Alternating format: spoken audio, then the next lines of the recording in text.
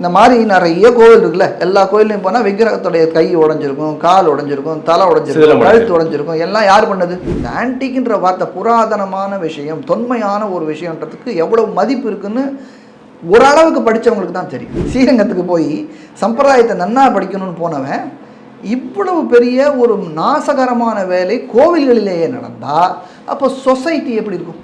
அந்த பொற்றாமரை குளத்தில் இருக்கிற 144 தூண்களை களவாடி இருக்காங்க. இன்றைக்கும் அந்த 144 தூணுக்கு இன்னி வரைக்கும் அக்கௌண்ட் கொடுக்கல.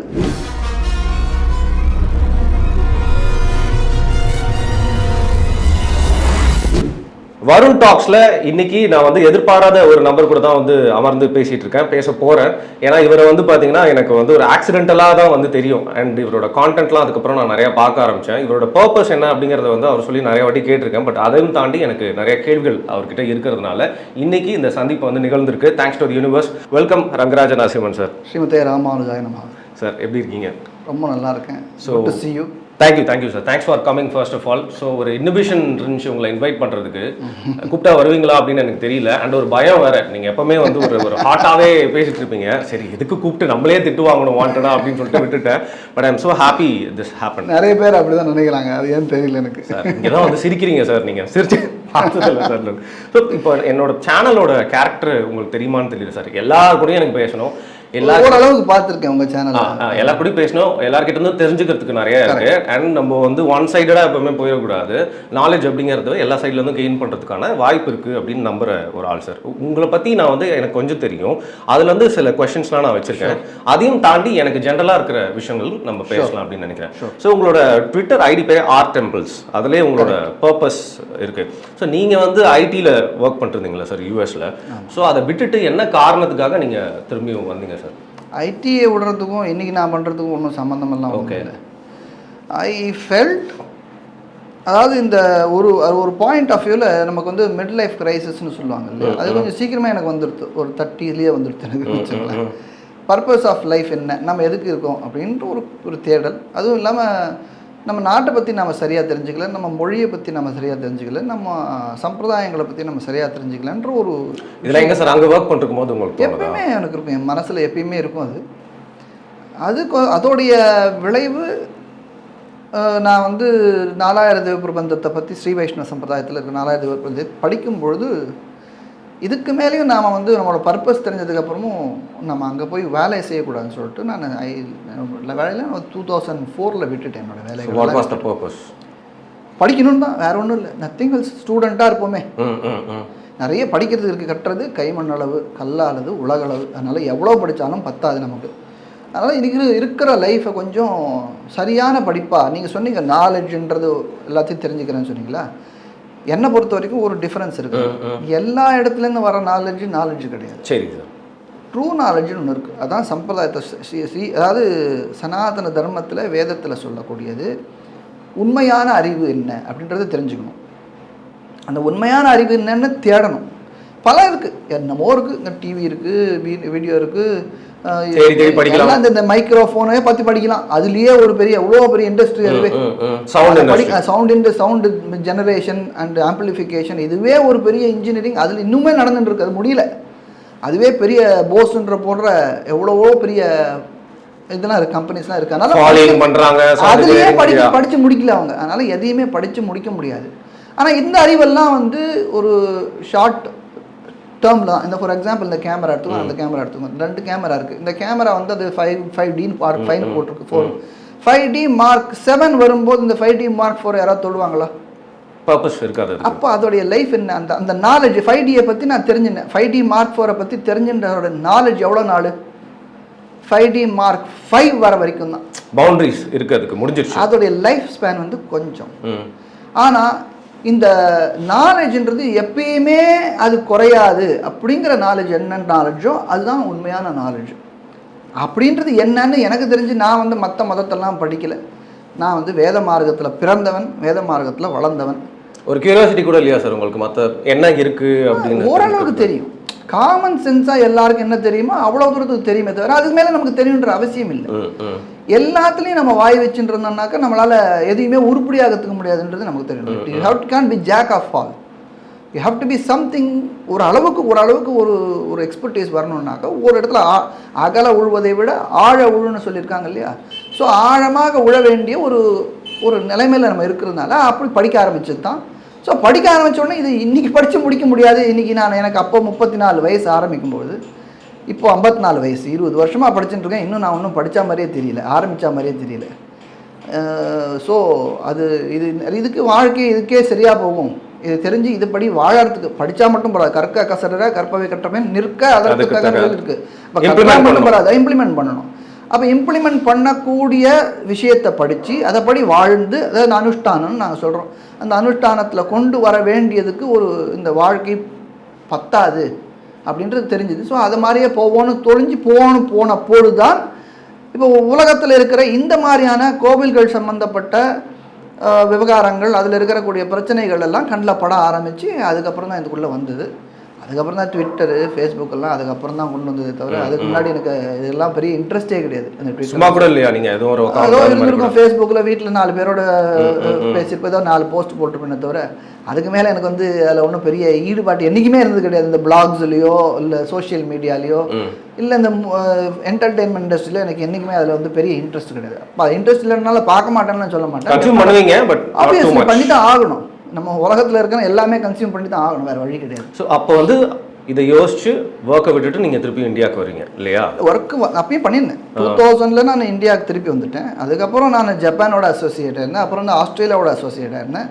2004க்கு மேலே தான் நான் விட்டேன். ஃபுல் டைமாக விடலை, ஒரு பார்ட் டைமாக விட்டு அப்புறம் 2006 வாக்கில் மொத்தமாக போச்சு. அவ்வளோதான். அது ஆட்டோமேட்டிக்கலாக அது natural progression, it tied off. So நீங்கள் பிறந்தது வளர்ந்தது எல்லாமே ஸ்ரீரங்கம் இல்லையா? ஸோ நீங்கள் இதை பற்றிலாம் யோசிக்கிறப்போ அங்கே இருக்கிற கோயில், அங்கே இருக்கிற சம்பிரதாயம், அங்கே இருக்கிற ஒரு நம்பிக்கை, அதை சுற்றி தான் உங்களோட கியூரியாசிட்டி, கேள்வி இல்லை நாலேஜ் வளர்த்துக்கணுன்ற ஆசை இருந்துச்சு, அதுக்காக தான் வந்தீங்களா? இல்லை இது ஒரு வைடராக உங்களுக்கு அது தோணுது? நான் பிறந்தது ஸ்ரீ வைஷ்ணவ சம்பிரதாயத்தில். ஓகே, என்னுடைய சார் அப்படின்னா என்னன்னு சொல்லுங்கள் சார். ஸ்ரீ வைஷ்ணவ சம்பிரதாயம் ராமானுஜர்னு ஒருத்தர் இருக்கார் தெரியும். ஆமாம், ராமானுஜர் பரப்பிய சம்பிரதாயம். ராமானுஜர் பரப்பிய சம்பிரதாயம் ஸ்ரீ வைஷ்ணவ. அவர் உருவாக்கிய சம்பிரதாயம் நிறைய பேர் சொல்லுவாங்க. அவர் பரப்பிய இருந்தது, அவர் வேத மார்க்கத்திலே ஸ்ரீ வைஷ்ணவ சம்பிரதாயம் சொல்லப்பட்டிருக்கிறதுன்னு ராமானுஜருடைய கருத்து. அந்த வழி வந்தவர்கள் நாங்கள், அதாவது வைஷ்ணவர்கள். வைஷ்ணவர்கள்ல ஸ்ரீ வைஷ்ணவர்கள்னு ஒரு ஸ்பெசிஃபிக், அதாவது தாயாரோட கூடிய பெருமாள், லக்ஷ்மியோட கூடிய நாராயணன் அப்படின்ற ஒரு சித்தாந்தத்தில் இருக்கிறவங்க. அந்த மார்க்கத்தில் நாங்கள் பிறந்தவங்க. எனக்கு பல நாட்கள் அதை பற்றி ஒன்றும் பெருசாக தெரியாது. நாங்கள் இருந்திருப்போம், கோவிலுக்கு போவோம், வீட்டில் இருக்கிறதெல்லாம் செய்யுமே தவிர டீப்பாக படிக்கணுன்ற இன்ட்ரெஸ்ட்டு அப்போல்லாம் இல்லை, ஃபார் வாட் எவர் ரீசன். அதுக்கப்புறம் படிக்க ஆரம்பித்து இப்போ 20 வருஷமாக படிச்சுன்னு தான் இருக்கேன். இன்னும் படிக்கணும்னு தோணின்னு தான் இருக்குது. அதனால் இந்த மார்க்கத்தில் இருந்ததுனால எனக்கு நேச்சுரலாக இதுதானே படிக்கணும், அதனால் அதை படித்தேன். சரி, ஓகே. இப்போ இதெல்லாம் படிக்கணும் கற்றுக்கணும்னு சொல்லிட்டு திருப்பி இங்கே இதெல்லாம் பண்ணிட்டு இருக்கீங்க. பட் ஏதோ ஒன்று சரியில்லை, சில இதெல்லாம் மாறணும் அப்படிங்கிற மாதிரி ஏதோ உனக்கு தோணுச்சுன்னா எங்கேருந்து அது தோணுச்சு, என்ன விஷயம் அது அப்படின்னு சொல்லுங்கள் சார். மாற்றணுன்ற எனக்கு எண்ணம் இல்லை, சரி பண்ணணுன்றது. சரி பண்ணணும், ஏதாவது ரொம்ப கிராஸாக ஒன்று தப்பாக இருக்குனாக்க அதை நம்ம சரி பண்ணி தானே ஆகணும். இப்போது நான் ஸ்ரீரங்கத்துக்கு படிக்கிறதுக்கு தான் போனேன். மெட்ராஸில் தான் இருந்தேன்.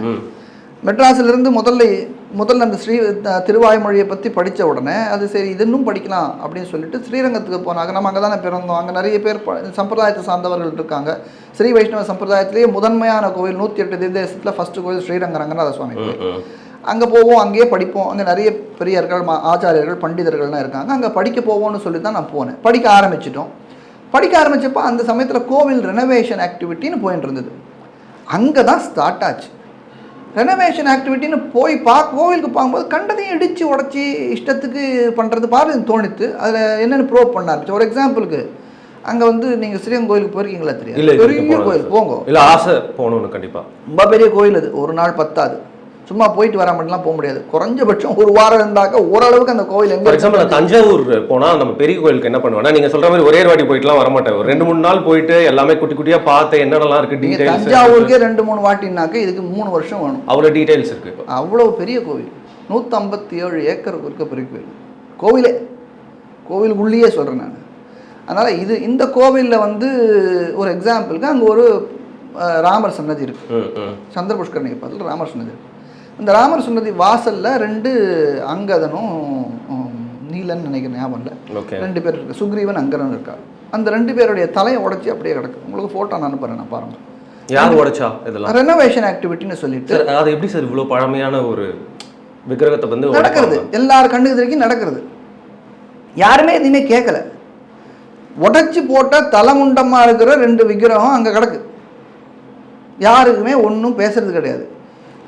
நம்ம எங்கெங்கெல்லாம் என்னமோ சிலையை உடைச்சிட்டான், யாரோ ஒருத்தர் தாடிக்காரன் உடைச்சிட்டான், இது பிள்ளையார உடைச்சிட்டான்னு கத்துறாங்களே, நம்ம கோவிலுக்குள்ளேயே உட்காந்து நம்ம கோவில்லையே வந்து ரெனோவேஷன் பண்ணுறேன்னு சொல்லி தலையை உடைச்சி வச்சு அதை பார்க்குறா போல ஒரு 10 நாள் வச்சாக்க அதை கேட்கறதுக்கு ஆள் இல்லைன்னா நம்ம நிலைமை என்ன இருக்குது? I think is purposeful. Whether it is purposeful or otherwise, it is insensitive. Forget about நான் பர்பஸ் இப்போதைக்கு நம்ம கற்பிக்கலாம் சொல்லுவேன், வேண்டாம். நம்ம இப்போ we will be open minded. யாரா பண்ணினா அப்படி பண்ணலாமா? ஒரு கோவிலில் போய் ஒரு விக்கிரத்தை தலையை கட் பண்ணிட்டு அதை தலை முண்டமாக ஒரு 10-20 நாள் வச்சிருக்கலாமா? அதுவும் எத்தனை காலமாக இருந்த விக்கிரம் தெரியாது நமக்கு. ராமர் சன்னதி வாசலில் இருக்குது, எல்லாரும் போயின்னு வர இடம். அந்த இடத்துல யார் உடைச்சா? நம்ம ஊரில் இந்த மாதிரி நிறைய கோவில் இருக்குல்ல, எல்லா கோயிலையும் போனால் விக்கிரகத்துடைய கை உடஞ்சிருக்கும், கால் உடஞ்சிருக்கும், தலை உடஞ்சிருக்கும், கழுத்து உடஞ்சிருக்கும். எல்லாம் யார் பண்ணது? இஸ்லாமியர்கள் வந்தப்போ, படையெடுத்து வந்தப்போ அவர்கள் இந்த உருவ வழிபாடு கூடாதுன்னு சொல்லி கோவிலில் வந்து இதெல்லாம் சிதைச்சாங்க. இதுதான் முதல். இந்த நம்ம நாட்டில் இருக்கிற சண்டைக்குள்ளெல்லாம் யாரும் கோவிலுக்குள்ளெல்லாம் போய் எதையும் உடைச்சதே கிடையாது, சரித்திரமே கிடையாது, எங்கேயுமே கிடையாது. ஆனால் யார் முதல்ல உடைச்சது? இதெல்லாம் இஸ்லாமியர்கள் வந்து உடைத்தார்கள். வெளிநாட்டிலேருந்து வந்து படையெடுத்தவர்கள் இதை செய்தார்கள். பிரிட்டிஷர்ஸ் கூட அப்படிலாம் செய்யலை, இஸ்லாமியர்கள் தான் இதை முதல்ல செஞ்சது. அப்படி இருக்கிற நேரத்தில் இப்போ நம்ம கோவில்லையே இன்னைக்கு 2017 அப்போ 2015 14-15 ஒருத்தர் நம்ம பெருமாள் கோவிலில் உலகத்திலே முதன்மையான 108 திவ்யதேசம் இருக்கிற கோவில்னு சொல்லிட்டு அங்கே 2 விக்கிரகத்தை தலையை உடைச்சி வச்சுருந்தா எவ்வளோ உங்களுக்கு பிளட்டு பாயில் ஆகணும்? இந்த 2000க்கு அப்புறம் வச்சுக்கோங்க, 2015, 14, 15, 13, 14, 15 அப்படின்ற ஒரு ஏன் இப்படி நடக்குதுன்னு சொல்லிட்டு யார் இது ரெஸ்பான்சிபிள்னு தேடி ஆரம்பித்தப்போ தான் இதில் இருக்கிற எக்கச்சக்கமான கரப்ஷன் நமக்கு பண்ணப்பட்டு. நாம் வந்து ட்ரெடிஷ்னலாக பிறந்ததுலேருந்தே படிச்சுட்டு வரல. அப்போ என்னன்னா டிப்பிக்கலி நீங்கள் என்ன சொல்லுவீங்க, கொஞ்சம் க்ளோஸ்டாக இருப்பாங்க அப்படின்னு சொல்லி. நாம் அப்படி இல்லை, பல நாடுகளை பார்த்து அங்கே வாழ்ந்துட்டு வந்திருக்கோம். அந்த இடத்துலலாம் நமக்கு என்ன ஃப்ரீடம் இருக்குது? நம்ம ஃபாரினராக இருந்தாலும் கூட ஒரு ஃபாரினருக்கே என்ன வேல்யூ இருக்குன்றது நமக்கு தெரியும். ஒருத்தருடைய பாசிட்டிவ் அப்ரோச், ஒரு நியாயமான அப்ரோச்சுக்கு அங்கே என்ன வேல்யூ இருக்குன்னு நம்ம அனுபவிச்சிருக்கோம். அப்போது இங்கே நம்ம ஊரில் போய் ஒரு அநியாயமான விஷயம் கோவிலுக்குள்ளேயே நடக்கிறதுனாக்க இது எவ்வளோ மோசமான விஷயம்னு சொல்லிட்டு அப்போ பண்ண போது இந்த கரப்ஷன் நமக்கு வெளியில் நல்லா தெரிஞ்சது. கரப்ஷன் தெரிஞ்சோன்னா இதெல்லாம் white collared crime. Blue collared crime இல்லை, ஒயிட் காலர் கிரைம்ன்றது ரொம்ப ரொம்ப ரொம்ப ரொம்ப கஷ்டம் ஃபார் எனிபடி டு அண்டர்ஸ்டாண்ட். இந்த கரப்ஷன்ன்றது வந்து இந்த டெம்பிள் ரெனோவேஷன், திருப்பணி, கோவில் திருப்பணின்றது பெரிய திருட்டு பணி, பெரிய திருட்டு பணி. ஸோ இதில் காசு சம்பாதிக்கணும்னு நினச்சி பண்ணுறாங்கன்றீங்களா? இல்லை உடைக்கணும், அதை வந்து பல விஷயங்களில் சிதைக்கணுங்கிறதுனால பல விஷயங்களில் திருட்டு பணி. அதில் வந்து அவங்களுக்கு செய்கிறவங்களே அவங்களுக்கு எந்த போர்ஷனில் இருக்காங்கன்னு அவங்களுக்கு தெரியாத அளவுக்கு ஒரு பெரிய ஒரு கான்ஸ்பிரசி இதுக்குள்ளே இருக்குன்றது 10 வருஷமாக நான் இதில் உட்காந்துருக்கேன். எனக்கு தெரியும். 2014 ஆரம்பிச்சது, 13 ஆரம்பிச்சிட்டேன், 14 சீரியஸ் ஆச்சு, 15 கேஸ் போட ஆரம்பித்தேன் கோர்ட்டில். ஸோ 13 வச்சுக்கலாம். அப்போலேருந்து நான் இனி வரைக்கும் 2024 11+ இயர்ஸ் நான் உட்காந்துருக்கேன். ஒரு decade I am sitting in this. எனக்கு ரொம்ப நன்னாவே தெரியும் இதில் எத்தனை அளவுக்கு ஒரு கோவில் ரெனோவேஷன், ஒரு சின்ன கோவில் வச்சுக்கோங்க, நீங்கள் வந்து தஞ்சாவூர் பெரிய கோவிலோ ஸ்ரீரங்கம் கோவிலோ எடுத்துக்க வேண்டாம், சாதாரண ஒரு ஒன் பிளாட் 2400 ஸ்கொயர் ஃபீட்டில் இருக்கிற ஒரு கோவிலை ரெனோவேட் பண்ணணும்னாக்க குறைஞ்சபட்சம் 10 கோடி ரூபாய் அங்கே டிரான்சாக்ஷன் நடக்கும். 10 crore rupees டிரான்சாக்ஷன் நடக்கும். இது எந்த ஊரில் இருந்தாலும் மினிமல் 10 கோடி ரூபாய் டிரான்சாக்ஷனில் ஒரே ஒரு பைசா கூட அக்கௌண்ட் ஆகாது, கணக்கு காட்ட முடியாது, காட்டவே மாட்டாங்க, காட்ட முடியாது. இல்லை காட்ட முடியும், எப்படி கேட்டால் காட்டணும் இல்லையா? இல்லை எங்கேருந்து வருது, எப்படி போகுதுன்னு தெரியாது, யார்கிட்டேருந்து வருது, எப்படி செலவாகுது, எங்கே போகிறது அப்படிங்கிற இந்த கணக்கு, அடிப்படை கணக்கு. இப்போ நீங்கள் எனக்கு காசு தரீங்கன்னாக்க வருண் எனக்கு ரங்கராஜனுக்கு கொடுத்தார் 100 ரூபாய், இந்த ஐசிஐசிஐ பேங்க்லேருந்து ரங்கராஜனுடைய ஒரு HDFC பேங்க்குக்கு அனுப்புனார் அப்படின்னு ஒரு டிரான்சாக்ஷன் இருக்கணும் இல்லையா? அந்த டிரான்சாக்ஷன் இருக்காதுங்க. HRNC கோவில்கள் எல்லாத்துலையும், HRNC கோவில்கள்னு சொல்கிறதே தப்பு, HRNC இல்லீகலாக இருக்கிற கோவில்களில் எல்லாத்துலேயுமே இந்த இர்ரெகுலாரிட்டி நடக்கும். அப்போ ஸ்ரீரங்கத்தில் எவ்வளோ பெருசு நடந்திருக்கும் தெரியுமானா, இவர்களுடைய ப்ரெஸ் ரிப்போர்ட்ஸ் இருக்கு இல்லையா, ப்ரெஸ் ரிப்போர்ட்ஸ் மட்டும் பார்த்தீங்கன்னாக்கா nearly 100 crore rupees worth of renovation has happened. So இதோட அதிகமாகவே இருக்கும். அவங்க ப்ரெஸ் ரிலீஸில் வேறு இடத்துல வேறு நம்பர் சொன்னது, ஒரே நம்பராக இருக்காது. 20 கோடின்னு சில இடத்துல சொல்லுவாங்க, 30 கோடின்னு சில இடத்துல சொல்லுவாங்க, சில இடத்துல கோவில் மட்டும் 30 கோடின்னு சொல்லுவாங்க, மதில் 40 கோடின்னு சொல்லுவாங்க. இதெல்லாம் நீங்கள் கணக்கு போட்டிங்கன்னா குறைஞ்சபட்சத்துக்கு 100 கோடி ரூபா டிரான்சாக்ஷன் நடந்திருக்கு. 100 கோடி ரூபாய் டிரான்சாக்ஷன் நடந்தாக்கா அதுக்கு கணக்கு எங்கேயாவது இருக்கணுமா இல்லையா? 50,000 ரூபாய் லிமிட் நமக்கு டிரான்சாக்ஷனுக்கு ஏடிஎம்ல எடுக்கிறதுக்கு 50,000 ரூபாய் மேக்ஸிமம் எடுக்கும். 50,000க்கு மேலே எடுக்கணும்னாக்கா உங்களால் ஏடிஎம்ல எடுக்க முடியாது. நீங்கள் போகணும், உங்கள் ஆதார் கார்டை கொடுக்கணும், வித்ட்ரா பண்ணணும், கேஷ் எதுக்கு எடுக்கிறேன்னு சொல்லணும். இன்னும் எலெக்ஷன் டைமாக தான் இன்னும் மோசம், நிறைய எழுதி கொடுக்கணும்.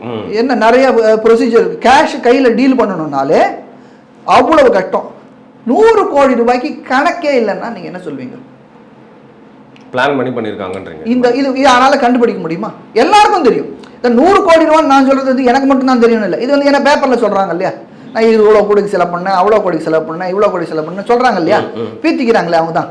அப்போ பீத்திக்கும் போது அவங்களுக்கு இந்த சொல்லிடுறாங்க வாயை விட்டு. அப்போ சொல்லும்போது மக்களுக்கு தெரியும், லோக்கலில் இருக்கிற அத்தனை பேருக்கும் தெரியும் எத்தனை கோடி ரூபா செலவாகுதுன்னு. இங்கே வாசலில் நின்றீங்கன்னா எதிர்க்க ஒரு வீடு கட்டுறாங்கன்னா எவ்வளோ செலவான்னு நமக்கு நல்லா ஒரு அளவுக்கு தெரிஞ்சு கேள்விப்பட்டிருப்போம். கண்டிப்பாக நமக்கு தெரிஞ்சிடும். அப்போ ஒரு கோவில் எப்படி நடக்குதுன்னா என்ன எவ்வளோ தெரியுன்ற அவசியம் எல்லாருக்கும் தெரியும்.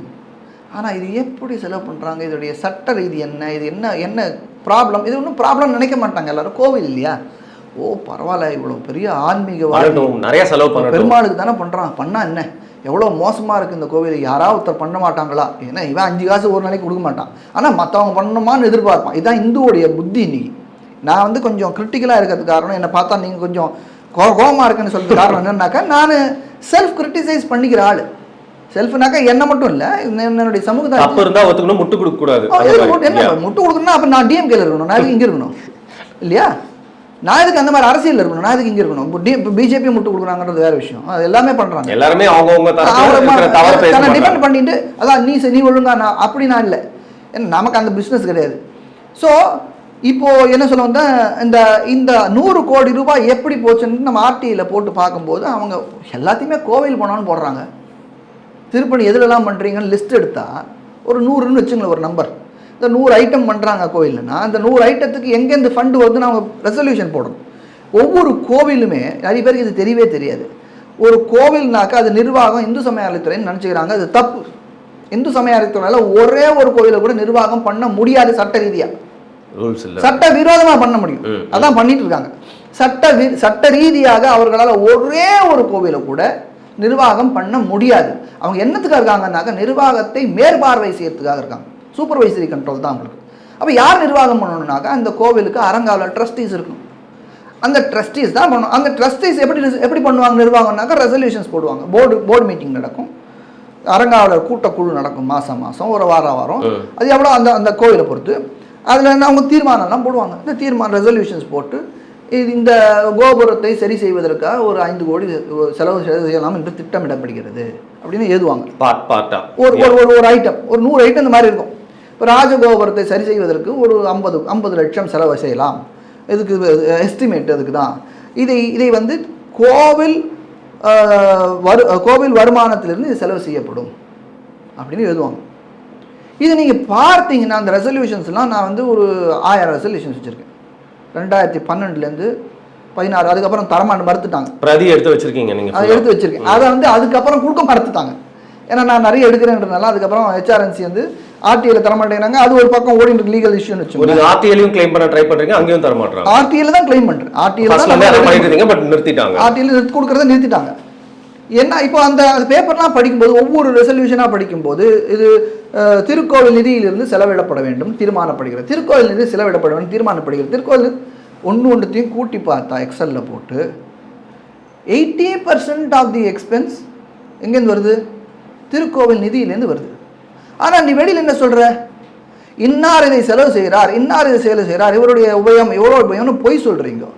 அப்போ இது வந்து இது ஒரு முதல் கட்ட கரப்ஷன். ஒரு கோவிலுக்கு நான் வந்து உங்களுடைய ஸ்டூடியோவை நல்லா பியூட்டிஃபை பண்ணணும்னு சொன்னால் ஒரு டொனேட் பண்ணுறேன்னா ஒரு ஏஞ்சல் இன்வெஸ்டர்னு வச்சுங்களேன், இல்லை ஒரு ப்ராட் மைண்டட், அதாவது ப்ராட் மைண்டட் சொல்லக்கூடாது, ஒரு தாராள மனசுடைய ஒரு பண்றீங்க. உங்களுக்கு பிடிச்சிருக்கு, வருணன் எனக்கு பிடிச்சிருக்கு. ஸோ வருணன் இன்னும் இந்த மாதிரி ஒரு ஆஃபீஸுக்கு இன்னும் நல்லா பண்ணலாம், இன்டர்வியூலாம் நல்லா பண்ணுங்க, சூப்பராக வச்சுங்க, நல்ல லைட்ஸ்லாம் போடுங்க அப்படின்னு நான் சொல்லிட்டு நான் கொடுக்குறேன்னு வச்சுங்களேன். நீங்கள் அதை வாங்கிட்டு செலவு பண்ணுறீங்களா? கேஷாக ஃபஸ்ட்டு நீங்கள் கொடுத்தா வாங்கிக்கூடாது சட்டம். அப்போ நான் என்ன பண்ணணும், உங்களுக்கு டொனேட் பண்ணணும். நான் டொனேட் பண்ணால் நீங்கள் என்ன பண்ணுவீங்க, அந்த காசை உங்கள் பேங்க் அக்கௌண்ட்டில் போகும். அப்போ நீங்கள் உங்களுடைய யூடியூப் சேனலுக்கு ஒரு அக்கௌண்ட் வச்சுருப்பீங்க இல்லையா? அப்போ அந்த அக்கௌண்ட் ஒரு கம்பெனி மாதிரி இருக்கும். அது நீங்கள் பேலன்ஸ் ஷீட் போட்டு ஒரு நாளைக்கு எல்லாம் கணக்கில் வரும். கணக்கில் வச்சு காமிக்கணும். இந்த கணக்கு எங்கேருந்து வந்து யார் பண்ணால் அது என்ன செலவு பண்ணுன்னு காமிக்கணுமா இல்லையா? அப்போ இந்த பணத்தெல்லாம் இவங்க கணக்கே வைக்காட்டா வந்த 100 கோடி எங்கேருந்து வந்ததுன்னு தெரியாது. கோவிலோட பணத்தில் எடுத்து செலவழிக்கணும்னு தீர்மானம் போடுற அறங்காவலர் குழுவில் நீயே இருக்க, அறங்காவலர் குழு தலைவனாகவும் நீயே இருக்க. நானே செலவு பண்ணுறேன்னு வெளியில் சொல்லிட்டு உள்ளே உட்காந்து கோவில் பணத்தை எடுத்து செலவு பண்ணிக்கணும்னு தீர்மானம் போடுற. எப்படி அது பண்ண முடியும்? சொல்கிறது புரியுதா? காம்ப்ளிகேட்டடாக இருக்கா? இல்லை கரெக்டாக இருக்குது. நீங்கள் யூடியூப் சேனல் வச்சு கம்பேர் பண்ணோன்னு எனக்கு புரிஞ்சிருச்சு இன்னும் நல்லாவே. இப்போ ஈஸியாக அப்போ என்ன, இப்போ இந்த காசு நான் 100 ரூபாய் தரேன்னாக்கா உங்கள் அக்கௌண்ட்டில் அந்த 100 ரூபா விழணும். ரங்கராஜனிடமிருந்து வருணுடைய கம்பெனி 100 ரூபாய் பெற்றுக்கொண்டது, அதுக்கு நீங்கள் ரசீது தரணும். கேஷ் டீலிங்கை பற்றி நான் பேசலை.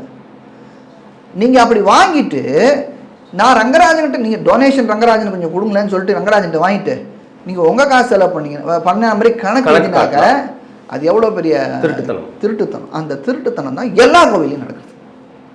எல்லா கோவிலும் இது நடக்குது. அப்படி திருட்டுத்தனம் பண்ணும்போது அவர்கள் காமிக்கிறது 10% தான். நான் நீங்கள் ஸ்டார்ட் பண்ணும்போதே நினச்சேன் ஒரு 1000 கணக்கான கோடி அப்படின்னு தான் வந்து இதோட எஸ்டிமேஷன் வந்து போயிட்டு இருக்குன்னு. இது வந்து நான் கணக்கு பணம் கொடுக்கறதே வாங்குறதுல மட்டும் சொல்கிறேன். இப்போ ஒரு கோவிலை இவ்வளோ செலவு பண்ணி நீ செய்கிறீங்கன்னா அங்கே கோவிலை உடைக்கிறீங்க, இடிக்கிறீங்க, எல்லாம் பண்ணுறீங்க. அங்கே இருக்கிற புராதனமான பல பொக்கிஷங்களை நீங்கள் சிதைக்கிறீங்க. ஆனால் யாருக்கும் தெரியல. நம்ம நாட்டில் தடுக்கி விழுந்தா கோவில், தடுக்கி விழுந்தா சிற்பம், தடுக்கி விழுந்தா எல்லாமே பியூட்டிஃபுல்லாக, எல்லாமே ஆர்டிஸ்ட் எல்லாமே நிறைய தமிழ்நாட்டில். அது நமக்கு அதோடைய வேல்யூவே தெரியல. 2015 நான் நான் மெட்ராஸ் ஹைகோர்ட்டுக்கு போனப்போ அப்போது சீஃப் ஜஸ்டிஸாக இருந்தவர் மிஸ்டர் சஞ்சய் கிஷன் கவுல். அவர் நம்ம கேஸு கேட்கும்போது அவர் சொன்னார், ஜென்ரலாக அட்ரஸ் பண்ணும்போது சொன்னார், அவர் வந்து காஷ்மீருக்கு அங்கேருந்து வந்தவர், அங்கேருந்து அவங்களாம் விரட்டப்பட்டு இங்கே வந்தவர் நம்ம உள்ளுக்குள்ளே வந்து. அப்போது அவர் சொல்கிறார் கோர்ட்டில், தமிழ்நாட்டில் உங்களுடைய பெருமை உங்களுக்கு தெரியல, உங்களோட மதிப்பு உங்களுக்கு தெரியல. நான் காஷ்மீர்லேருந்து வந்தேன், எல்லாத்தையும் தொலைச்சிட்டு நாங்கள் வந்தோம், வீடு கொண்டு எல்லாத்தையும் தொலைச்சிட்டு வந்தோம். 100 வீடு 100 வருஷம் வீடு எங்களுக்கு இருக்குது, ஆனால் தூக்கி போட்டுட்டு வந்தோம் நாங்கள். அவ்வளோ பொக்கிஷம் அது எங்களுக்கெல்லாம்.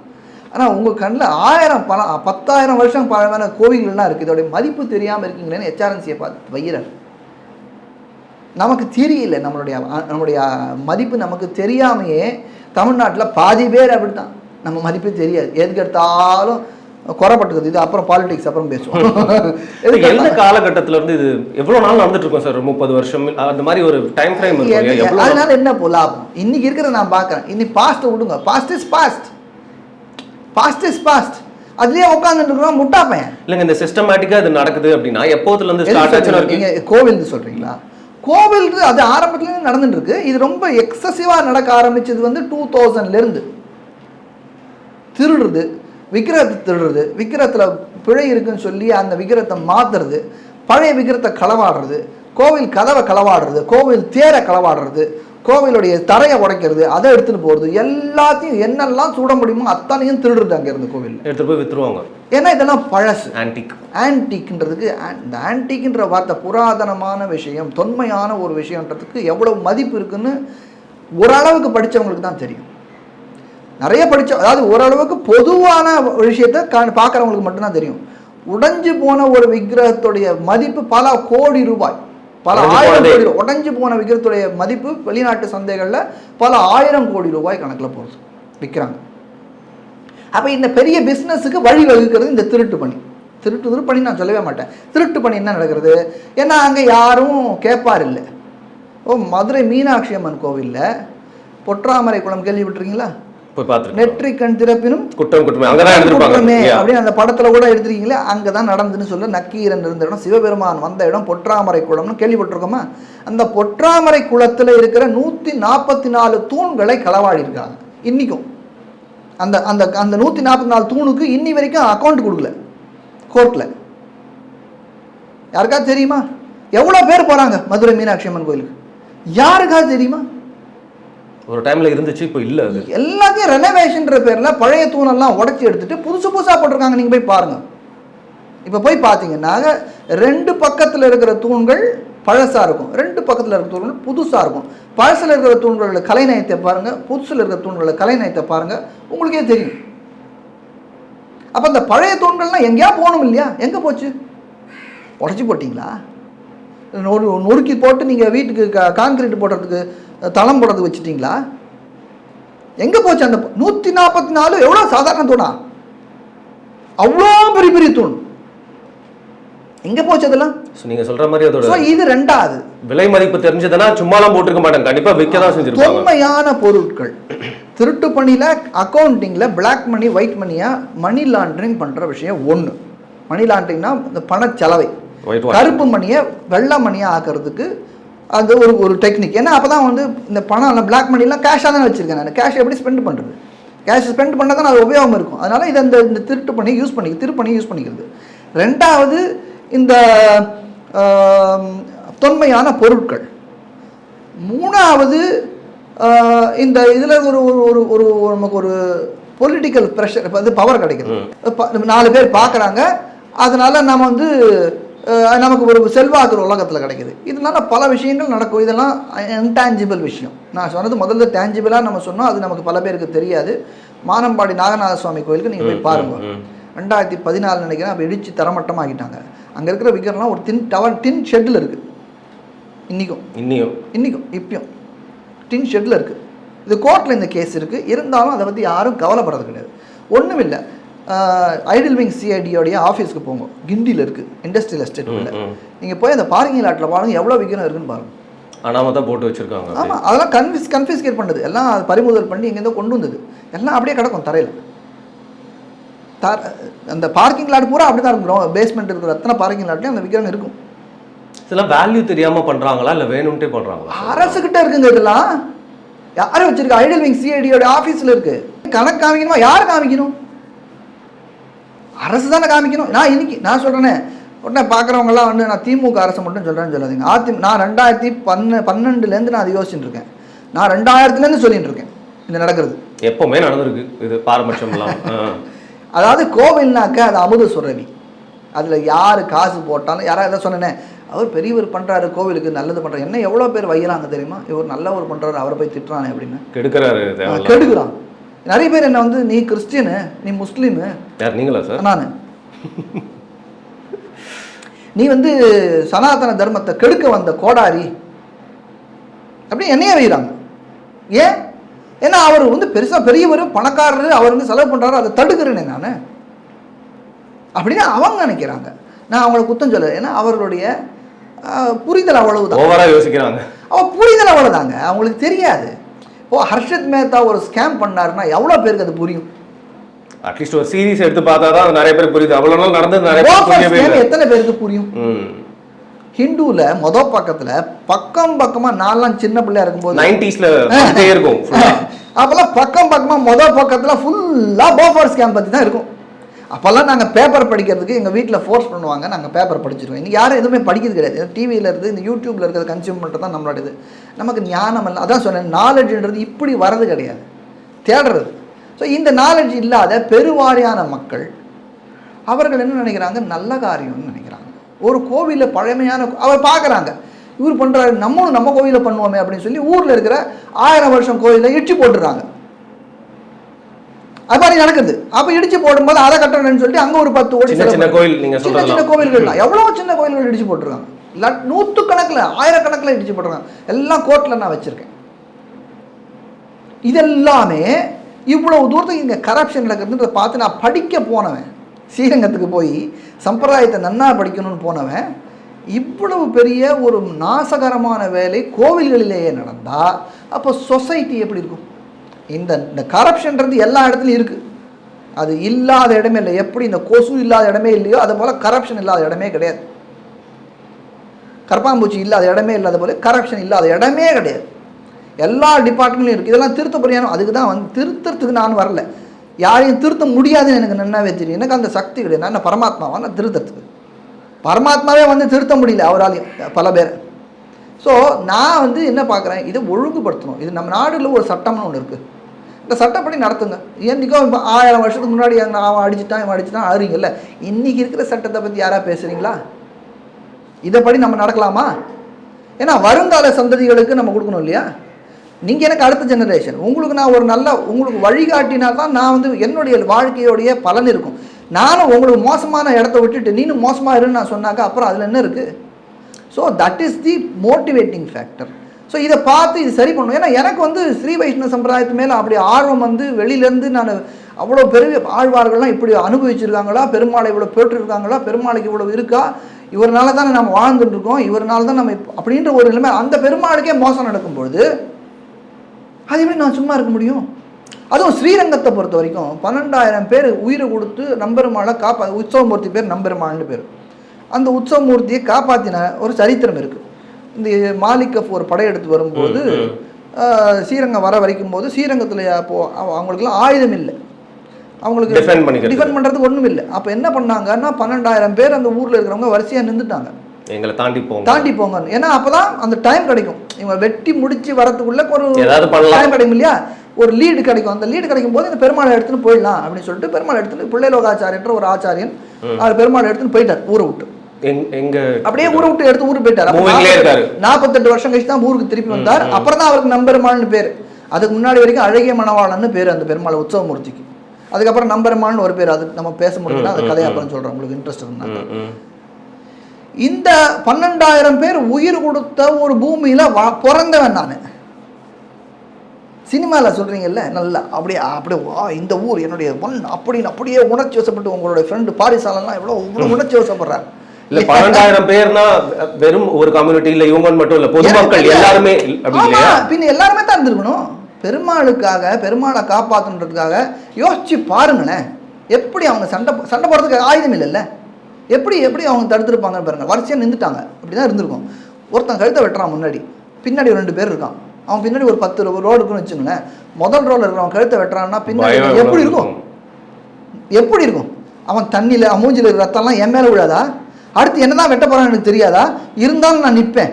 ஹிஸ்டாரிக்கலா நடந்த டாக்குமெண்டட் விஷயம். 12,000 பேர் அப்படியே நின்றுருக்காங்கன்னா அவர்களுக்கு பெருமாள் மேலே எவ்வளவு பக்தி, எவ்வளவு அபிமானம், எவ்வளவு நம்பிக்கை, எவ்வளவு ஆசை எல்லாம் இருந்திருக்கணும். அப்படிப்பட்ட ஊரில் பிறந்தேன்னா, என்னுடைய பெருமாளுக்கு ஒரு குத்தம் நடக்கும்போது நான் சும்மா இருந்தேன்னா அந்த 12,000 பேருக்கு நான் துரோகம் செஞ்சவனாரன் இல்லையா? அப்படின்றது எனக்குள்ள நானே சொல்லிக்கொண்ட ஒரு உற்சாகப்படுத்திக்கிறதுக்கு ஒரு உதவி நான் சொல்லிப்பேன். எனக்கு என்னைக்காவது சோர்வு நடந்தாக்க அந்த 12,000 பேரை நான் மனசில் நினச்சி வச்சுப்பேன். யாருக்காகவும் பண்ண வேண்டாம், இந்த 12,000 பேருக்காக பண்ணுடா அப்படின்னு சொல்லி நானே மனசில் வச்சு. எவ்வளோ எனக்கு எதிர்ப்புகள், தாக்கல்கள் எல்லாம் நிறையா. கோவில்லையே 4 தடவை அடிச்சிருக்காங்க என்ன, கோவிலுக்குள்ளேயே. எந்த தரப்புல இருந்து சார்? அரசாங்கம்? கோவில் வேற யார் இருப்பா, யார் அடிப்பா கோவிலுக்குள்ள? ஆனால் அது போலீஸ் ஸ்டேஷனில் கம்ப்ளைண்ட் கொடுத்தோம் நிற்குது.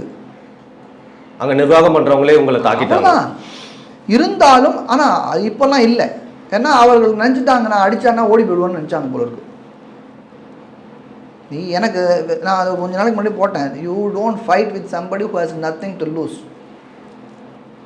இழப்பதற்கு ஒன்றும் இல்லாதவனுடன் சண்டையிடாதே. எனக்கு இழக்கிறதுக்கு ஒன்றும் இல்லை, என்னோடதுன்னு ஒன்றும் இல்லை. இது சம்பிரதாயம், இந்த சம்பிரதாயத்தை காக்க வேண்டியது என்னுடைய கடமை, இதுதான் பிறப்பே அப்படின்னு நான் நினைக்கிறவனுக்கு என்ன இழக்கிறதுன்னு இருக்குது. சார் நீங்கள் இப்போ எவ்வளோ காலகட்டமாக இதை பண்ணிகிட்டு இருக்கீங்க சார்? எனக்கு இது ஆரம்பிச்சது 2013. அதுலேருந்து இனி வரைக்கும் பண்ணி மோர் தென் a decade. ஸோ இப்படி இருக்கிறப்போ உங்கள் கூட யாராவது வந்து இதுக்கு சப்போர்ட்டிவாக இருக்காங்களா, இல்லை ஒரு லோன் ரேஞ்சராக நீங்கள் மட்டும் தான் இதை வந்து பண்ணிட்டு இருக்கீங்களா? நான் யாரையும் எதிர்பார்க்கல, அவரவர்களுடைய கடமை அவரவர்களுக்கு. நான் யாரும் இன்னைக்கு இந்த காலத்தில் யாரை கம்பல் பண்ண முடியும் சொல்லுங்க. இல்லை வராங்களான்னு கேட்டேன் சார். இது புரிஞ்சு என்னோட இன்டென்ஷன் என்னன்னாக்கா, நான் என்ன பண்ணுறேன்றதை நான் என்னுடைய யூடியூப் சேனல் மூலியமாக டாக்குமெண்ட் பண்ணுறேன். அதை பார்த்து பார்த்தவர்கள் அவங்களும் பண்ணுறாங்கன்னாக்கா சந்தோஷம். பண்ணுறியா பண்ண மாட்டியான்னு நான் கேட்க மாட்டேன். ஆனால் நீ என்ன ஏன் பண்ணுறேன்னு கேட்டாக்கா நிச்சயமாக நீ என்ன பண்ணுறேன்னு நான் கேட்பேன். ஓகே. ஸோ நீங்கள் வந்து ஒரு சம்பிரதாயம், உங்களோட நம்பிக்கை அப்படிங்கிறதுனால ஒரு வைணவ ஸ்தலம், முக்கியமான ஸ்தலம் ஸ்ரீரங்கத்தில் இருக்க அந்த கோயிலேருந்து ஆரம்பித்து உங்களுக்கு வைணவ ஸ்தலங்களில் இருக்கிற இந்த மாதிரி புராதன சின்னங்கள், அங்கே இருக்கிற சிலைகள்லாம் வந்து சிதிலமடைஞ்சு இதில் காணாமல் போகுதுன்னு சொல்லிட்டு நீங்கள் பண்ணிட்டுருக்கீங்க. ஸோ இது வந்து வைணவ கோயில்களோட நிற்காம இது வந்து தமிழ்நாட்டில் இருக்க இந்து கோயில்கள் அப்படின்னு சொல்லி விரிவடைதா, இதன் மூலியமாக நிறைய பேர் அவங்களுடைய நம்பிக்கையை சார்ந்த கோயில்கள்லையும் இந்த மாதிரி நடக்குது அப்படிங்கிறதுனால இதெல்லாம் தேடி போகிறாங்களா, இதுக்காக ஏதாவது முதல் கேஸ் அதான் சார் என்ன கேட்க வரேன்னா, நீங்க வெறும் அந்த வைணவ கோயிலுக்கு மட்டுமே உங்களோட கான்சென்ட்ரேஷன் முடிஞ்சதா, நீங்க எல்லா டெம்பிள்ஸ்க்குமே சேர்த்து தான் என்ன பார்த்துருக்கவங்க எல்லாருக்குமே தெரியும், நான் எல்லா கோயிலுக்கும் தான் பண்ணிட்டு இருக்கேன். ஓகே. இப்போ நான் உங்களுக்கு சொன்ன எக்ஸாம்பிள்லேயே நீங்க பாருங்களேன், மீனாட்சி மானம்பாடி நாகநாத சுவாமி கோயில் ஒரு சிவன் கோயில், மீனாட்சி சுந்தரேஸ்வரர் கோயில் ஒரு சிவன் கோயில். என்ன இது ரெண்டு பிரசித்தமான கோயிலை நான் சொல்றேன். மானம்பாடி நாகநாத கோயில் நிறைய பேருக்கு தெரியாது. So you took a decision, அதாவது என் நம்பிக்கை மட்டும் இல்லாம சனாதன தர்மத்தை அதுக்கு தாக்கம் வரக்கூடாது. காப்பாற்றணுன்ற வார்த்தை தப்பு, அதனால நிறுத்தின பாதியில. காப்பாற்றுன்ற வார்த்தை அது நம்ம கான்சியஸாக அவாய்ட் பண்ணணும். நாம யார் சனாதன தர்மத்தை காப்பாற்ற? அதுதானே என்ன காப்பாற்றணும்? தர்மோ ரக்ஷித்தி ரக்ஷிதா, நாம தான் அதுதான் நம்மளை காப்பாற்ற போகிறதே தவிர நாம அதை காப்பாற்ற போகிறது. அது எப்பயுமே சனாதனம் இருக்கும், அழிய போகிறது இல்லை, நாம தான் அழிய போகிறோம். அதனால் அந்த கோவிலுக்கு நாம் செய்ய வேண்டிய கடமைகளை நாம் செய்யணும். இந்த சனாதன தர்மம், அது சைவ மதமாக இருக்கட்டும், வைஷ்ணவ மதமாக இருக்கட்டும், சாக்த மதமாக இருக்கட்டும், எந்த மதமாக இருக்கட்டும், அது சனாதன தர்மத்திலே இருக்கக்கூடிய மதம், வேத மார்க்கத்தில் இருக்கக்கூடிய மதமாக இருந்தாக்க அதுக்கு சொல்லணும். அதுக்காக வேத மார்க்கத்தில் இல்லாத மதத்தை நீ பார்க்க மாட்டியான்னாக்க, இப்போதைக்கு நான் பார்க்கலை, எனக்கு அந்த நிலைமை இல்லை, இதுவே கை ரெண்டும் ஃபுல்லு. மற்ற மதத்தை நான் எங்கே பார்க்குறது? அவர்கள்லாம் நல்லா தான் இருக்காங்க, என்னை பொறுத்த வரைக்கும் அவர்களுக்கு ஒன்றும் பிரச்சனைலாம் இல்லை. நம்மளை மாதிரியான ஒரு ஸ்ட்ராங் பேக்ரவுண்ட் அவர்களுக்கு கிடையாது, இந்த மாதிரி ஒரு ரிச்சுவல்ஸ் கிடையாது, இந்த மாதிரி ஒரு சம்பிரதாயம் இல்லை அவர்களுக்கு, வெளியிலேருந்து வந்த மதங்கள். அதனால் அவர்களுக்கு அவ்வளோ தாக்குதல் கிடையாது. வேத மார்க்கத்தில் இருக்கிற மதங்கள் எதுவாக இருந்தாலும், அந்த கோவில்கள் எங்கே இருந்தாலும் என்னால் ஓரளவுக்கு செய்ய முடியும்னாக்கா டெஃபினட்டாக நான் செஞ்சு தான் இருக்கேன், செஞ்சுட்டும் இருக்கேன். வீர சோழபுரம் சிவன் கோயில் எடுத்துக்கணும், அதுக்கு நான் தான் கேஸ் போட்டது.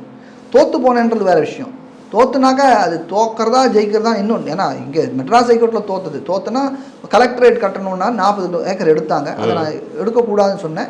நீதிமன்றம் வந்து பேரண்ட்ஸ் பேட்ரின்னு சொல்லி, அதாவது ஒரு அதுதான் அது கோவில் ஒரு அனாதை போலவும் அதுக்கு கார்டியன் யாருன்னாக்கா கோர்ட். அந்த கோர்ட் ஒரு முடிவு எடுத்து இதை கட்டலாம்னு சொல்லி கொடுத்தாங்க. சுப்ரீம் கோர்ட்டுக்கு அதை எடுத்துகிட்டு போகிறேன், அது சேலஞ்ச் பண்ணுவேன் டெஃபினட்டாக. அது கோர்ட்டாலையும் அந்த மாதிரி எடுத்து கொடுக்க முடியாதுன்றது என்னுடைய என்னுடைய சட்ட புரிதல். அதனால் என்னுடைய கோர்ஸ் ஆஃப் ஆக்ஷன் அது நடந்துகிட்ருக்கும், அது போகும். அதனால் நான் வந்து செய்ய முடியும்னா செய்வேன். இப்போ வள்ளலாருக்கு அவங்க இடத்துல வந்து கட்ட போகிறேன்னு சொன்னாங்க, அதுக்கு நான் கேஸ் போட்டிருக்கேன். அந்த கேஸில் நானும் இருக்கேன். காஞ்சிபுரம் கேஸு வடகிழத்தங்கலை சென்டர்னா அங்கேயும் என்னுடைய கான்ட்ரிபியூஷன் இருக்குது. ஒரு பாப்பினி பெரிய நாயகி அம்மன்ஸ் கோயில்னா அங்கே பிரச்சனைனா அங்கேயும் இடித்தாங்க, அங்கேயும் நான் அதுக்கும் கேஸ் போட்டிருக்கேன். வெள்ளோடு ராஜா சுவாமி கோயில் இருக்குது, அது வந்து ஒரு ராஜாவுடைய கோயில், ராஜாவுக்கே கோயில் கட்டியிருக்காங்க அந்த ஊருக்காரங்க. அந்த கோயில் இடிக்க பார்த்தாங்க, அது தடுத்துருக்கும். பாரபட்சம் இல்லாமல் எல்லாத்துக்கும் இல்லை, பாரபட்சம் என்றைக்குமே கிடையாது சனாதன தர்மத்தில், என்றைக்குமே கிடையாது. அவரவர்கள் நம்பிக்கை அவரவர்களுக்கு. எல்லாருக்கும் வேதம் ஒன்று, வேதம் தான் முக்கியம். எல்லாரும் வேதத்தை ஒத்துக்கிறோம். அந்த வேதத்தை புரிஞ்சுக்கிற விஷயத்தில் பல டிஃபரன்சஸ் இருக்கே தவிர 99% நமக்கு எல்லாமே ஒன்று தான். ஓகே, எல்லாருமே ஒன்று தான். சனாதன தர்மத்தில் எல்லா மதத்தையும் எடுத்தாலும் இந்த அஹிம்சையாக இருக்கட்டும், இல்லை ஆச்சாரங்களாக இருக்கட்டும், எல்லாமே இருக்கட்டும், மந்திரங்களாக இருக்கட்டும், அதெல்லாமே ஒன்றா தான் இருக்கும். எங்கே மிஞ்சி போகும்னாக்க அந்த யார் பரம்பொருள் அப்படிங்கிறதுல வித்தியாசம்.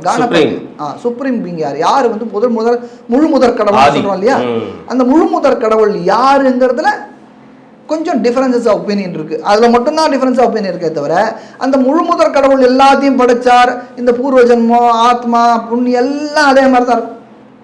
99% ஒன்றா தான் இருக்கும். நாம் அந்த 1% பிடிச்சிட்டு நிறைய டிஃபரன்ஸ் இருக்குன்னு நம்ம நினச்சிக்கிறோமே ஒழிய, அதுதான் அது ஒரு என்னுடைய இன்னொரு பாஷன் என்னன்னாக்கா இது இல்லை. நான் இந்த மாதிரி டிஃபரன்ஸ், அவர் சைவராக இருக்கார், நான் வைஷ்ணவனாக இருக்கேன்னாக்கா 2 பேரும் சண்டை போடணுன்ற அவசியம் இல்லை. சைவராகவே இருக்கட்டும், வைஷ்ணவராகவே இருக்கட்டும், தன்னுடைய சம்பிரதாயத்தை பழகுங்க, அடுத்த சம்பிரதாயத்தை மதிங்க. இப்படி இருக்கிறது என்ன கஷ்டம் இந்த காலத்தில்? இன்னும் சில டிஸ்பியூட்ஸ் ஏரியாஸ்லாம் இருக்குது. அது டிஸ்பியூட் ஏரியாஸை நம்ம ஒரு இந்த 2024 இருக்கிற மனிதர்களாக நாம் தீர்ப்போம் அப்படின்ற சிவிலைஸ்டாக பண்ணணும். சிவிலைஸ்டா நான் யூஸ் பண்ணல, அந்த வார்த்தை ஏன் யூஸ் பண்ணலன்னா அன்னைக்கு இருக்கிறவங்க சிவிலைஸ்ட் இல்லைன்னு ஆயிடும். நீங்க சொல்ற மாடர்ன் டைம்ஸ்க்கு ஏத்த மாதிரியான சொல்யூஷன் இருக்கிற சட்டத்திட்டங்களுக்கு உட்பட்டு நாம செய்வோம். சொல்யூஷன் வந்து மாறி இருக்கு. இன்னைக்கு இருக்கிற நம்ம உட்கார்ந்து வாழ்வியலுக்கு ஏத்த போல அதை சரி பண்ண வேண்டியது நம்மளுடைய கடமை. அப்பதான் அடுத்த ஜெனரேஷனுக்கு அது போய் சேரும் சரியா அப்படின்றதுல நான் நம்பிக்கை உடையவன். இதனால நான் வந்து வைஷ்ணவ கோயிலுக்காக மட்டும் நான் செய்யலை. இன்ஃபேக்ட் சொல்ல போனாக்க வைஷ்ணவ கோயிலை விட சைவ கோயில்களுக்கும் சாக்த கோயில்களுக்கும் தான் நிறைய பண்ணியிருக்கேன். என்னுடைய கேசஸ் 200 கேஸுக்கு மேலே இருக்குது. என்னுடைய கேசஸ் அது நீங்கள் எடுத்தீங்கன்னாக்கா மிஞ்சி போனால் ஒரு 10-15 கேஸு ஸ்ரீரங்கத்துக்கு போட்டிருப்பேன், அவ்வளோதான். மற்றபடி முக்காவாசி கேஸ் வந்து பொதுவாக இருக்கும், இல்லை சைவ கோயில்களாக இருக்கட்டும், அந்த மாதிரி சாக்தவர்களாக இருக்கும். ஓகே. ஸோ பொலிட்டிக்கலாக எடுத்துகிட்டு போகணும்னு இல்லை, பட் நீங்கள் இதை சொல்லிட்டே இருக்கும்போது யார் அதிகாரத்தில் இருக்கா, யார்கிட்ட அந்த பவர் இருக்குது அப்படின்னு சொல்லி யோசிச்சுட்டே தான் இருக்க தோணுது. நீங்கள் சொன்னீங்க நான் திமுக மட்டும் சொல்ல, திமுக அதிமுக 2 பேருமே இதுக்கு வந்து பொறுப்பு ஏற்றுக்கணும். ஏன்னா இவங்க தான் ஆட்சியில் இருந்திருக்காங்க. ஸோ இதை காக்கக்கூடிய ஒரு ஃபேஸட்டாக இருக்க நான் பொலிட்டிக்கலாக எடுத்துகிட்டு போகணும்னு நான் கேட்கல. பட் இல்லை பாலிடிக்ஸை விடவே முடியும். இல்லை சார், நான் வந்து அதுக்கு அது பர்பஸ்ஃபுல்லாக பண்ணுற கூட சார் அப்படிதான் சொல்லி கேட்பேன். ஆனால் எனக்கு இது வந்து ஜென்யூனான ஒரு கியூரியாசிட்டி இருக்குது. இப்போ உடனே வந்து ஒரு ஹிந்து தர்மத்தை காக்கணும், இதெல்லாம் வந்து காக்கணும், சம்பிரதாயங்களை காக்கணும், அந்த ஸ்தலங்களை காக்கணும் அப்படிங்கிறப்போ உடனே பிஜேபி தான் மைண்ட் முன்னாடி ஃபர்ஸ்ட் வந்து நிற்குது. ஸோ அதிகாரத்தில் அவங்க தான் வந்து ஒரு 10 வருஷத்துக்கு மேலேயும் இருக்காங்க.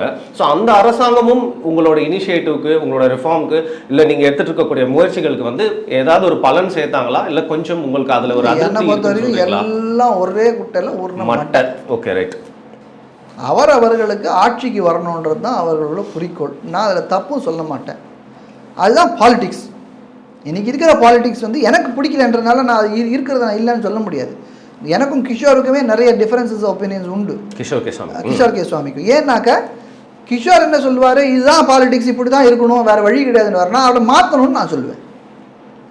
இவ்வளவு தான் வித் டிஃபரன்சஸ் ஆஃப் ஒப்பீனியன். ஒரு எக்ஸாம்பிளுக்கு நான் வந்து நீங்கள் கூட ஒரு விஷயத்தில் பேசினப்போ நீங்கள் கூட பேசினீங்க நினைக்கிறேன். என்னன்னாக்க சட்டு ஞாபகம் மறந்து போச்சு. என்னோட சேனல்ல சொல்றீங்களா? இல்லை நீங்கள் கிஷோருக்கு வடகலை தெங்கலை கூட எடுத்து போகல. ஒரு இதில் நான் திட்டினேன் கிஷோரை. நீங்கள் கூட அதை கிஷோரை நீங்கள் பேட்டி எடுத்த போது நீங்கள் கேட்டீங்க, ரொம்ப புலம்புன்னு புலம்புறாரு ஒருத்தர் நீங்கள் சொல்லி என்ன சொன்னீங்க. கரெக்டாக என் பேரை சொல்லாமல் அவர். ஆனால் கிஷோர் கே சுவாமி சொன்னார் பேர் சொல்லி. ஞாபகம் வந்துடுது. நம்ம ஒரு இந்த கரப்டாகவே இருக்கிறதுலேயே பெஸ்ட் கரப்ஷன், லீஸ்ட் கரப்ஷனை நீங்கள் வந்து நல்ல பேயை வந்து தேர்ந்தெடுக்கலாம். லெசர் ஈவில் இருக்கிற கெட்டதுலயே எது கம்மியான கெட்டதா பாரு அப்படின்ற ஒரு சித்தாந்தத்துல அவர் இருக்கார். நான் என்ன சொல்றேன், எதுக்கு நான் அப்படி நான் குறைச்சிக்கணும், என்ன எனக்கு இருக்கிறதுலயே பெஸ்ட் தான் வேணும். அவர் ரோல் வேற, உங்க ரோல் வேற இல்லையா சார்? இது இந்த இடத்துல டிஃபர் ஆறேன்னு நான் சொல்றேன். புரியுது சார். நான் எதுக்கு இது பெரிய டிஃபரன்ஸ். அவர் வந்து எப்ப பார்த்தாலும் வந்து நங்கநல்லூர் கேண்டீன் பாய்ஸ் அப்படி சொல்லிட்டு அது சொல்றாரு. நீங்க அப்படி சொல்றீங்க, நான் மாட்டிக்கிறேங்க. அது மாதிரி நான் சொல்லிட்டு இருக்கப்போ சொன்னேன். அப்ப கூட நான் பேர் சொல்லாம தான் சொன்னேன். அவர் வந்து எடுத்துட்டாரு. இருந்தாலும் நான் என்ன சொல்றேன்னா, டிஃபரன்ஸ் இருக்குன்னு நீங்க சொல்றீங்க. பட் உங்களோட பர்பஸ் எடுத்துட்டு போறது நீங்க பாலிடிக்ஸ்ல எதுக்கு சொல்ல வந்தேன்னா, இந்த விதத்துல வித்தியாசம் இருக்கிறதுனால நானும் கிஷோர் கே சுவாமியும் விரோதின்னு இல்லை, நானும் பிஜேபி விரோதினோ, நானும் டிஎம்கே விரோதினோ, நானும் ஏடிஎம்கே விரோதினோ, காங்கிரஸ் விரோதினோன்னு ஒருத்தர் கணக்கு பண்ணா அது அவங்களுடைய குறைபாடு. பெயிண்ட் அடிக்க விரும்பல, அவங்க கிளாஸ்ல கலர் இருக்கிறது. என்னால் ஒன்றும் பண்ண முடியாது.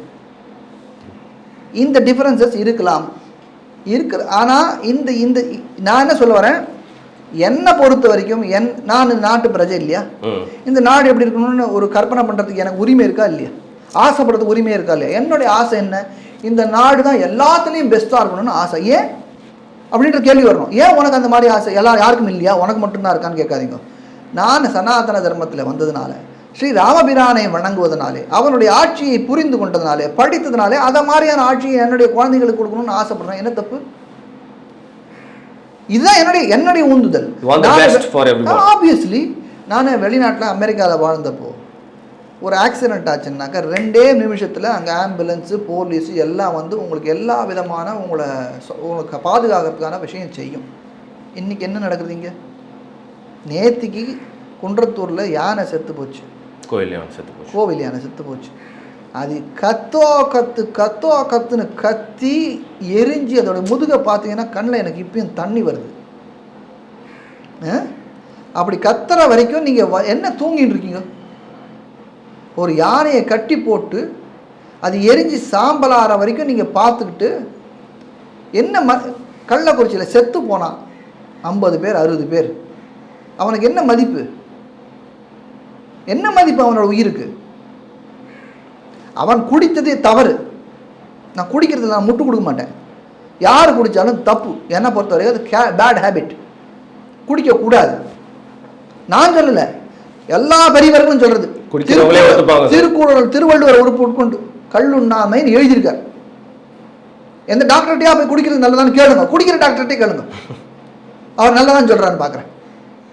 யாரும் சொல்ல மாட்டாங்க. குடிக்கிறது அதனால கீழே பெருசாக எழுதுறாங்க, குடிப்பது வீட்டுக்கும் நாட்டுக்கும் உடலுக்கும் கேடுன்னு எழுதுறீங்களே. ஏன் எழுதுறீங்க? அப்போ குடிப்பழக்கம் தப்பு. அந்த குடிப்பழக்கத்தில் ஒரு குடும்பம் செத்து போச்சுன்னா அந்த குடும்பத்துக்கு நீ என்ன பண்ணுறியோ அரசாங்கமாக பண்ணு. ஆனால் அதே போல் இன்னும் பல பேர் சாகாமல் இருக்கிறதுக்கு நீ என்ன பண்ணணுன்றது தான் நீ செய்யணும். ஒரு தப்பு நடந்தாக்கா அதை சரி பண்ணுறதுக்கு இனிமேல் அந்த தவறு நடக்காமல் இருக்கிறதுக்கு என்ன பண்ணணும்னு நாடு எடுக்கணுமா இல்லையா?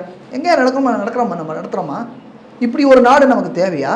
அங்கே நான் ஒரு தடவை ரோடு ஆக்சிடெண்ட்டில் இருந்தபோது 2வது நிமிஷம் அங்கே போலீஸ் ஆம்புலன்ஸ், எனக்கு ஒன்றும் ஆகலை, இருந்தாலும் 2வது நிமிஷம் போலீஸ் ஆக்சிடென்ட் எல்லாமே வந்துடுது. இங்கே வருமா? ரிமோட் பிளேஸில் யாரும் இல்லாத ஆள் நடமாட்டம் இல்லாத இடங்கள்ல அப்படி ஒரு நடக்கும்போது எனக்கு அங்கே அவ்வளவு நான் ஃபாரினர்னு அவன் பார்க்கல, எல்லாருக்கும் ஒரே தான். அவன் வந்து பார்த்து எல்லாம் சௌகரியமா, அங்கே இருக்கிற போலீஸ்காரன் எவ்வளவு மரியாதையாக என்னோட பேசுகிறார்.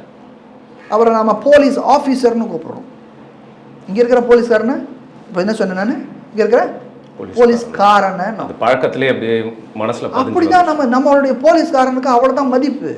ஏன்னா அவனுக்கு மதிப்பு, அவன் போலீஸ் ஆஃபீஸர்ன்றான், ஆஃபீஸர் தான் நம்ம பேசுகிறோம்.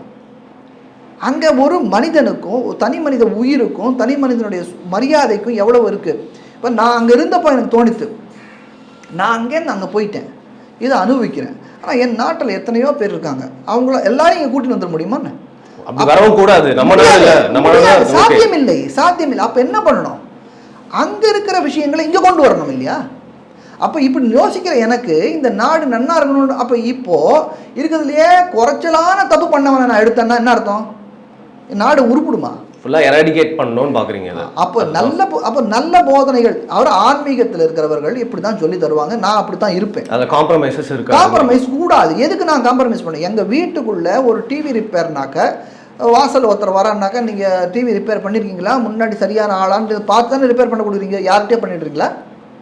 கடைக்கு போகிறீங்க டிவி வாங்குறதுக்கு, அதில் டிவி பார்க்குறீங்க, சூப்பராக இருக்குது, 75 இன்ச் டிவி பார்த்துட்டீங்க, அதில் ஆனால் நடுவில் ஒரே ஒரு கோடு இருக்குது. சார் வாங்கிக்கிங்க சார், ஒரே ஒரு கோடு தானே சார், பார்த்துக்கண்ணா வாங்கிக்கிங்களா? என்ன சொல்லுவீங்க? என்ன பார்த்தா என்ன எழுச்சவன் என்ன மாதிரியா இருக்கான்னு கேட்பீங்களா? மாட்டிங்களா? ஆனால் அரசியல் வந்தால் மட்டும் இருக்கிறதுலையே மோசமான ஒரு ஆளை கொடுங்க எனக்கு, அவனை நான் மந்திரியாக வச்சுக்கிறேன்னு சொன்னால் என்ன அர்த்தம்? அதானே சொல்ல அர்த்தம். அதுக்கு இந்த பாயிண்டில் நான் டிஃபர் ஆகிறேன். I don't want such a place. நீங்கள் நினைக்கலாம் அது சாத்தியமே இல்லைன்னு நீங்கள் நினைக்கலாம். நான் சாத்தியமாகக்கூடிய வாய்ப்புகள் இருக்குன்னு நான் நினைக்கிறேன். ப்ராக்டிகாலிட்டி உங்களுக்கு அப்படி இருக்குது, பட் வேற மாதிரி மற்றவங்க நினைக்கிறாங்க. வெள்ளைக்காரன் நம்மளை ஆட்சி செஞ்ச போது இந்த நாட்டில் சுதந்திரம் கிடைக்கும்னு எத்தனை பேர் நினச்சிருப்பாங்க? 200 வருஷத்தில், அந்த 150வது வருஷத்தில் நம்பிக்கையே போயிருக்கும் நிறைய பேருக்கு. எத்தனை பேர் நம்பிச்சிருப்பாங்க? ஆனால் நமக்கு கிடைச்சதா இல்லையா? அப்போ எப்போ அது அங்கே எங்கே அந்த ஃபயர் ஸ்பார்க் வரும்னு தெரியாது. என்னை பொறுத்த வரைக்கும் இந்த நாட்டில் நல்ல நாடாக இந்த நாட்டை நான் விட்டு செல்ல வேண்டும் என்ற ஒன்று எனக்கு மனசில் உண்டு, எனக்கு எப்பயுமே உண்டு. அது நான் பவர் இருக்கா இல்லையான்றது வேறு விஷயம். ஆசைப்படுறதுக்கு ஒன்று ஸ்கை இஸ் த லிமிட் இல்லையா? நான் ஒருத்தர் ஆசைப்படுறது இல்லை. நான் எனக்கு வேணும், நான் கோடான கோடி சம்பாதிக்கணும்னு நினைப்பேன் இல்லையா? நாடு நல்லா இருக்கணும்னு தானே நான் ஆசைப்பட்றேன். என்ன தப்பு இருக்குது? ஸோ இந்த மென்டாலிட்டி இருக்கிறதுனால நான் செய்யக்கூடிய காரியங்கள் அதுக்கேற்றா போல் இருக்குது. அதனால் மாற்றுறதுக்கோ திருத்துறதுக்கோ நான் ஆள் இல்லை. ஆனால் எதிர்பார்க்கறதுக்கான உரிமை எனக்கு இருக்குது, அது எதிர்பார்க்குறேன், அதை சொல்கிறேன். ஓகே சார், உங்கள்கிட்ட பேசுறதுக்கு நிறையா இருக்குது. பட் உங்களோட பர்பஸ் என்ன? நீங்கள் ஹவ் யூ ஆர் நோன், இல்லை நீங்கள் பண்ணிட்டு இருக்க பணிகள் என்ன, உங்களோட பர்பஸ் என்ன, நீங்கள் எதை நோக்கி போயிட்டுருக்கேன்னு தெரிஞ்சுக்கிறதுக்கே இவ்வளோ விஷயங்கள் நம்ம பேசியிருக்கோம். ஆனால் ஜென்ரலாக எனக்கு நிறைய கொஷின்ஸ் இருக்குது. நம்ம அடுத்த முறை பேசுகிறப்போ அந்த கொஷின்ஸ்லாம் உங்ககிட்ட கேட்குறேன். மிக்க நன்றி சார். என் கூட உங்களோட பணிகளில் என்னென்னலாம் செஞ்சுட்டு இருக்கீங்க, எங்கேருந்து ஆரம்பிச்சது, அதில் இருக்க ஹர்டில்ஸ்லாம் என்ன, உங்களோட கோல் என்ன அப்படின்னு என் கூட பகிர்ந்துட்டதுக்கு தேங்க்யூ. ராமானுஜாயனமா.